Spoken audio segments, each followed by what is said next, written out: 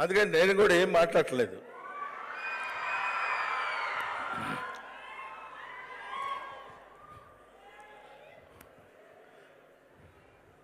వేదికను అలంకరించిన అతిథి మహారథులందరికీ నా హృదయపూర్వకమైన నమస్కారాలు. ఈరోజు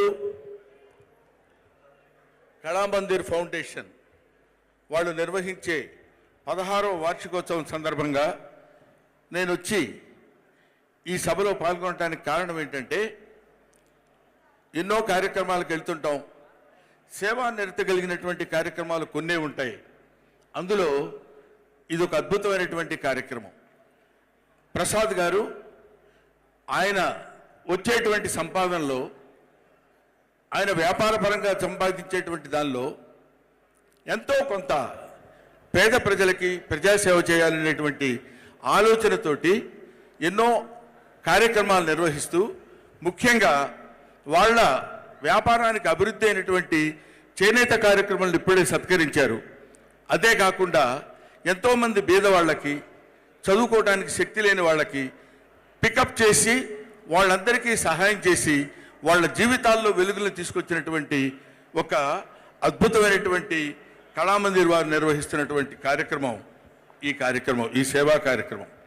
అందుకని దీనికి ప్రతి వాళ్ళు అంటే ఒక ప్రవర్ పొద్దుటే చదివాను, నా మిత్రుడు పంపించాడు. ఏంటంటే, మనం బాగుండాలి, మనకన్నీ సమకూరాలి, మనకి కష్టాలు లేకుండా ఉండాలనుకోవటం మనిషితత్వం, ఎదుటివాడు కూడా బాగుండాలి, ఎదుటివాడు కూడా సుఖంగా ఉండాలని కోరుకోవటం మానవత్వం అని. అది రెండో కోవకు చెందినటువంటి వాడు ఈ ప్రసాద్ గారు.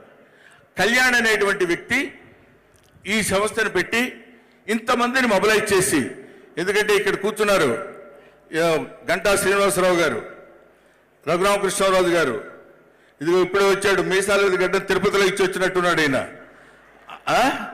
ఆ తర్వాత ఇదిగో మా శ్రీమిత్ర చౌదరి, తర్వాత the great one and only dynamic director mister Boyapati మత్స్య రవి, వీళ్ళందరినీ గ్యాదర్ చేసి వీళ్ళందరూ కేవలం వాళ్ళ వృత్తులే కాకుండా కొంచెం మానవత్వం ఉన్న మనుషులు, ఎక్కడో ఎవరికో సాయం చేద్దాం అనుకునే మనుషులు.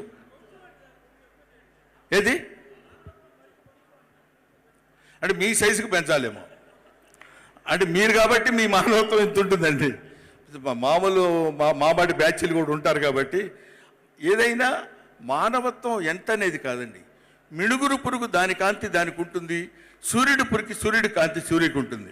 రెండింటికి ఉండేటువంటి కాంతి ప్రధానం అనేది ముఖ్యం, మానవత్వం అనేది అది ముఖ్యం. కాబట్టి అటువంటి మానవత్వాన్ని పంచుకొని పుట్టేటటువంటి ప్రతి వాళ్ళు మానవత్వం పరిమళించే మంచి మనిషికి స్వాగతం అని ఒక మహానుభావుడు ఎప్పుడో ఒక కావ్యంలో చెప్పాడు. అటువంటి మానవత్వాన్ని చాలామంది ముఖ్యంగా వ్యాపారంలో ఉన్న వాళ్ళకి రావటం అనేది చాలా చాలా గొప్ప విషయం. అటువంటి వాళ్ళు నిర్వహించేటువంటి ఈ ఫంక్షన్స్కి రావటం అనేది అది మేము ఏనాడో చేసుకున్నటువంటి ఎన్నో ఫంక్షన్స్కి మనం వెళ్తుంటాం. అటువంటిది ఇలాంటి ఫంక్షన్స్కి రావటం అని, ఇలాంటి ఫంక్షన్స్లో 2 ముక్కలు మాట్లాడితే మాకు కూడా ఒక రకమైనటువంటి ఆనందాన్ని ఇచ్చినట్టు ఉంటుంది. కాబట్టి ఈ రకమైన స్థితిలో నేను ఇక్కడికి వచ్చి ఈ తర్వాత కొంచెం ఓవరాక్షన్గా ఉంటుంది కానండి, భారతీ 2 అనే ఫంక్షన్ జరుగుతుంది ఎన్ కన్వెన్షన్లో, కమల్ హాసన్ గారిది. ఆ సినిమాలో నేను యాక్ట్ చేశాను. ఆ ఫంక్షన్కి ఇప్పుడు నేను ఇక్కడి నుంచి వెళ్ళాలి కాబట్టి నేను ముందుగా మా అమ్మాయి ఝాన్సీ రిక్వెస్ట్ చేసి, అమ్మా నేను ముందు మాట్లాడితే నన్ను పంపించేస్తారు, ప్రాబ్లం ఉండదు, తర్వాత మీ ఇష్టం వచ్చినట్టు చేసుకోవచ్చు అని చెప్పాను. ఇక్కడ నాకు ఎదురుగా ఉన్నాడు దొడ్డ రవి. ఇతను అంటే మామూలుగా పట్టు పట్టడు, మీ అందరికీ తెలిసే ఉంటుంది. అతని గురించి తెలిసిన వాళ్ళందరికీ తెలుసు. జిడ్డు పట్టినట్టు పట్టి లాగిందాకా వదళ్ళు. మా ఇంటికి వచ్చాడు. నేను సాహిత్య మిత్రుడని తెలుసు, సాహిత్యంలో అభిమానం ఉన్నవాడిని, అంతో ఇంతో ఇంట్రెస్ట్ ఉన్నవాడిని తెలిసి శ్రీశ్రీ జీవిత చరిత్రకు సంబంధించిన ఒక బుక్ను తీసుకొచ్చి నాకు ప్రజెంటేషన్ ఇచ్చాడు మొన్న రాత్రి. ఇచ్చి, గురుగారు మీరు చదవాలి, మీరు మంచి మంచి పనులు చేయాలి, శ్రీశ్రీ ఎంత గొప్పడో తెలుసా అని చెప్పేసి ఏం చేశాడో తెలియదు, ఇవాళ మనం ఫంక్షన్కి వెళ్ళకపోతే బాగుండదు అనే స్థితికి తెచ్చాడు. కాబట్టి ఏమైనా ఒక మంచి యజ్ఞానికి నేను సైతం ప్రపంచానికి సమిధనొక్కడి దారబోశానన్నాడు శ్రీశ్రీ. కాబట్టి ఇటువంటి మంచి కార్యక్రమాల్లో మాట్లాడి ఇటువంటి మంచి కార్యక్రమాల్లో పాల్గొనడం ఒక అదృష్టం కింద భావించి నేను ఇక్కడికి రావడం జరిగింది. Thank you very much.